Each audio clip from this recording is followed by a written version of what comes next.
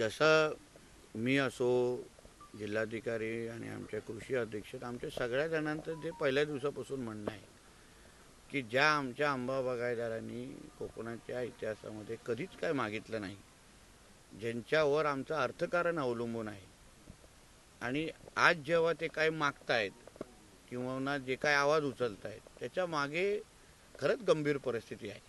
आता आम्ही सगळे कणकवलीतून जेव्हा इथपर्यंत येत होतो त्यामध्ये प्रचंड धुकं होतं. इथे आल्यावर ज्या भागात देवगडात जिथे आपण उभे आहोत तिथून हे खरं म्हटलं तर आंबे इथूनच मोठ्या प्रमाणामध्ये येतात आणि मग मग विविध मार्केटमध्ये उतरतात.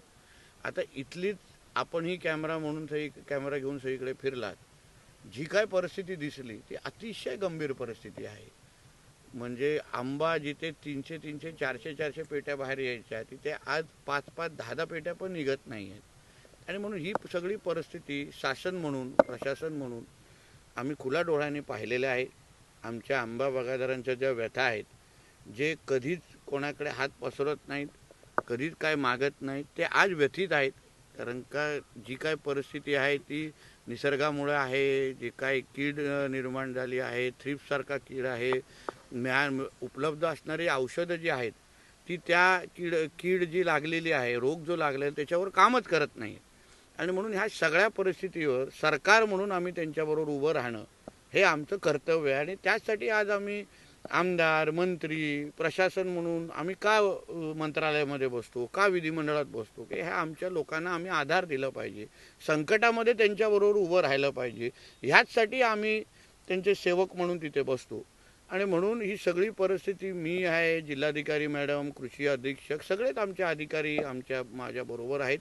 आणि आज ही परिस्थिती पाहिल्यानंतर शासनाशी, मुख्यमंत्री कार्यालयाशी योग्य पद्धतीने माहिती तिथे पोहोचवणं, जशी मागणी जास्तीत जास्त मदत, जेणेकरून ह्या सीझनमध्ये जे काही नुकसान झालेलं आहे ते भरून कसं काढता येईल, ह्यांना शासन म्हणून ह्यांना आधार कसा देता येईल, त्या दृष्टिकोनातून आता आम्ही पावलं उचलणार आहोत. शासनाकडनं यापूर्वी देखील मदत मिळाली, मात्र ही तुटपुंजी आहे आणि आपल्याला मदत मिळते ती जी मदत पुरेशी नाही असं सांगत त्या दिवशी देवगडमध्ये सुद्धा एल्गार मेळावा झाला आणि त्याच निमित्तानं 12 तारीखला आता हे सगळे जे बागायतदार आहेत ते आंदोलन करणार आहेत. काय सांगा? एक लक्षात घ्या, अशी परिस्थिती तुम्ही माझ्यापेक्षा आजूबाजूच्या बागायतदारांना विचारा. एवढी गंभीर परिस्थिती अगोदर झालेली नव्हती. परिस्थिती होती, कधी कधी आम्हा लोकांना पाहिजे तसा आंबा भेटायचा नाही, पण ही परिस्थिती अतिशय वाईट आहे. आणि म्हणून आता आदरणीय गोगटे साहेब पण इथे आहेत, सगळे प्रमुख आंबा बागायतदार आज इथे ह्या माझ्याबरोबर आहेत. म्हणून आता ह्याच्यामध्ये राजकारण, आता आंब्याचे बाग आहे किंवा आंब्याचं ते काय ते कुठल्या एका पक्षाचं नाही, कोणा पक्षाचा झेंडा लागलेला नाही. आणि म्हणून आमच्या देवगड, आमच्या सिंधुदुर्ग, आमच्या कोकणाचं अर्थकारण त्यांच्यावर अवलंबून आहे. त्यांना आधार देणं, एका बाजूला आम्ही विकासाची भाषा करतो, एका बाजूला दळदळ उत्पन्न वाढवण्याची भाषा करतो, आणि दुसऱ्या बाजूने ज्यांच्या आधारावर आमचं कोकणाचं अर्थकारण अवलंबून आहे ते अगर संकटात असतील तर आमचं अर्थकारण किंवा दळदळ उत्पन्न कसं वाढेल हे समजणाऱ्यापैकी आम्ही लोक आहोत. तिथे सन्मान्य राणेसाहेब आज दिल्लीत पोचत आहेत, ते केंद्रीय मंत्र्यांशी ते स्वतः बोलणार आहेत या संदर्भात. आम्ही उद्या अधिवेशनात मंत्रालयात गेल्यानंतर आम्ही स्वतः मुख्यमंत्री साहेबांशी असो किंवा कॅबिनेटमध्ये परत एकदा त्या गोष्टी घेऊन एकंदरीत ह्या परिस्थितीवर मात आपल्यातला, जसं मी काल पत्रकार परिषदेत बोललो, एकच सिंधुदुर्ग म्हणून आपल्याला करायला लागेल. हा कुठल्या एका पक्षाचा विषय मिळकुलत नाही, होणारच पण नाही. ज्यांना आंदोलन करायच्या लोकशाहीमध्ये त्यांना स्वातंत्र्य आहे, पण ह्या आंदोलनाची ही परिस्थिती नाही.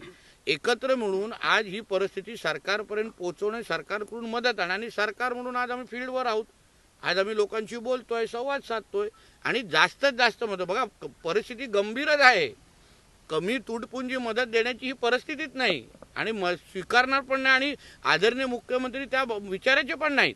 आणि 85% नुकसान झालेलं आहे असा अधिकृत रिपोर्ट आमच्या कृषी खात्याने ऑलरेडी सरकारकडे दिलेला आहे. आणि म्हणून सरकार म्हणून आम्ही अलर्ट आहोत आणि मदत ही चांगलीच मिळणार. ह्यांना परत उभं करणं, आधार देणं हेच सरकार म्हणून आमचं काम आहे. म्हणून काल आम्ही बारामती जे काही तिथे लॅबचा एक पर्याय सांगितला आणि सरकार म्हणून जी मदत करायची आहे आम्ही निश्चित पद्धतीने करणार.